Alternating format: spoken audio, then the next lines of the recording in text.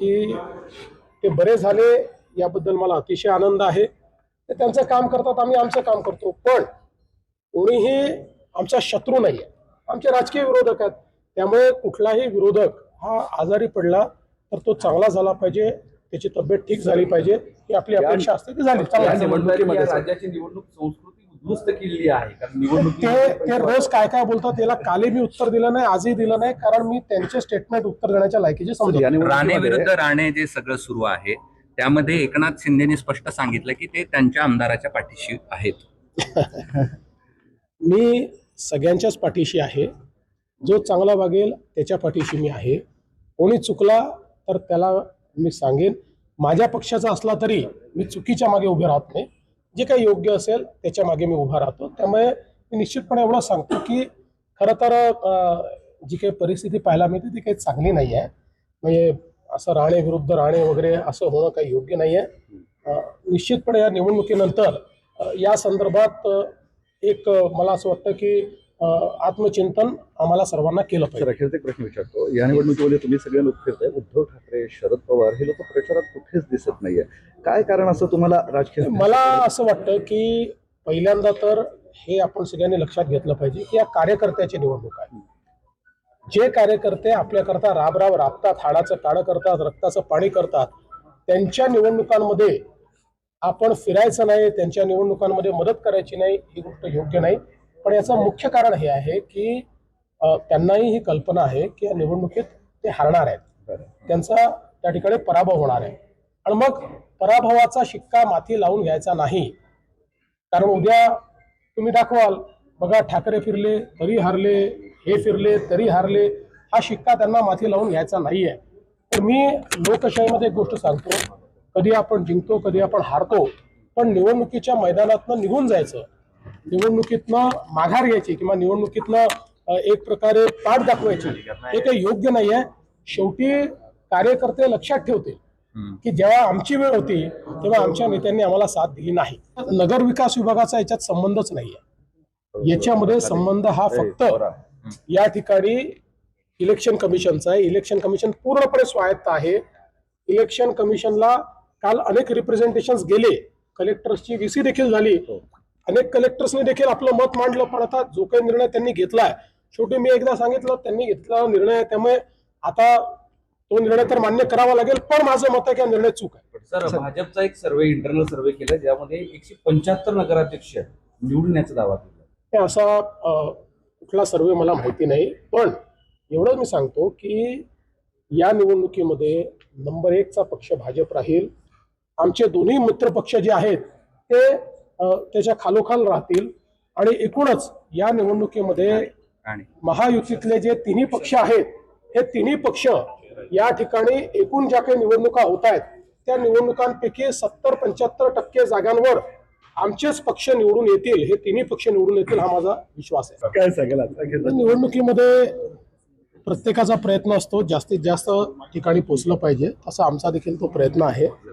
आणि शेवटी निवडणूक जी असते, आणि ही विशेषतः निवडणूक कार्यकर्त्यांची निवडणूक आहे. आपल्या निवडणुकीमध्ये कार्यकर्ते इतका श्रम करतात, इतकी धावपळ करतात, त्यामुळे त्यांची अपेक्षा असते की त्यांच्या निवडणुकीमध्ये आपण त्यांच्यापर्यंत पोहोचलं पाहिजे. त्यामुळे तो आमचा प्रयत्न आहे, आम्ही ते प्रयत्न करतो. या निवडणुकीमध्ये विरोधक कुठे दिसले नाही. तुम्ही म्हणजे सत्ताधारीच प्रचार करतात, सत्ताधाऱ्याच्याही भूमिकेत तुम्ही आणि विरोधकांच्याही भूमिकेत तुम्हीच टीका करताना. नाही, आम्ही एकमेकावर, मी तरी पूर्ण निवडणूक झाली मित्रांवर टीका तर सोडाच, विरोधकांवरही टीका केलेली नाही. मला एकही स्टेटमेंट, आता आज शेवटचा प्रचाराचा दिवस आहे, एका नेत्याच्या विरोधात बोललो, एका पक्षाच्या विरोधात बोललो, मी कोणाच्याच विरोधात बोललो नाही.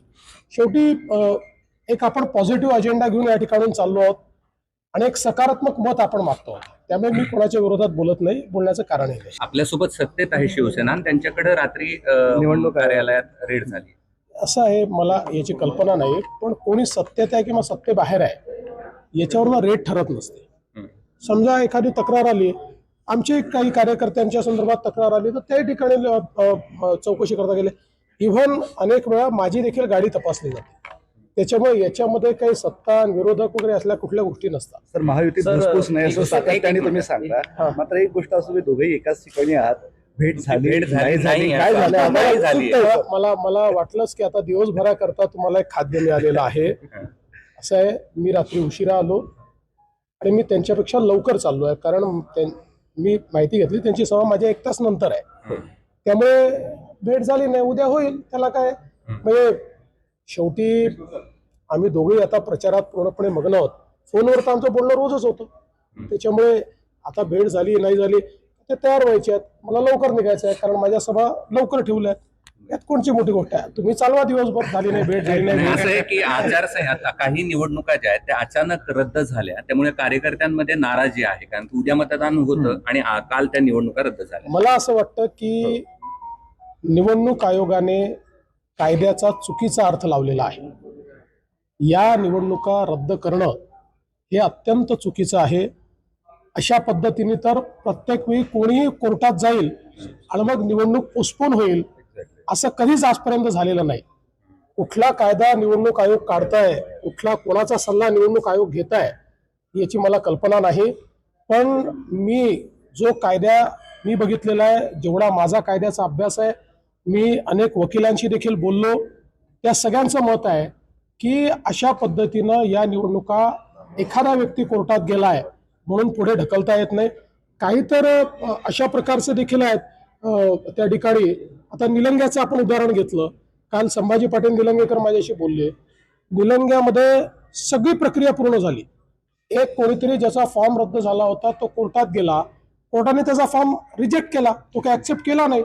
त्यामुळे मग ज्यांनी फॉर्म भरले त्यांना पूर्ण वेळ मिळाला, परत घेण्याचा पूर्ण वेळ मिळाला, प्रचाराचा पूर्ण वेळ मिळाला. आणि कोणीतरी पार्टी केलं होतं म्हणून या ठिकाणी निवडणूक पोस्टपोन करणं हे अतिशय चुकीचं आहे. अर्थात निवडणूक आयोग स्वायत्त आहे, त्यामुळे त्यांना निर्णय घेण्याचा अधिकार आहे. पण माझं मत आहे की कायदेशीररित्या या ज्या निवडणूक आयोगाने पोस्टपोन केलेल्या आहेत त्या पूर्णपणे चूक आहेत. आणि त्यानंतर आता पुन्हा म्हणजे हा त्या कॅन्डिडेट्सवर किती अन्याय, ज्यांनी प्रामाणिकपणे सगळ्या गोष्टी केल्या आणि आता उद्या निवडणूक आहे, आज तुम्ही पोस्टपोन करून टाकता. त्यांचे श्रम, त्यांची मेहनत, या सगळ्या गोष्टी गेल्या वाया. आता 15-15, 20-20 दिवस पुन्हा त्यांनी प्रचार करायचा, हे मला असं वाटतं अतिशय चुकीचं आहे. आणि या संदर्भात निश्चितपणे आता तर निवडणूक होऊन जाईल, पण आम्ही या संदर्भातलं एक रिप्रेझेंटेशन निवडणूक आयोगाला निश्चितपणे देऊ की अशा पद्धतीने या निवडणुका पोस्टपोन करणं चुकीचं होतं.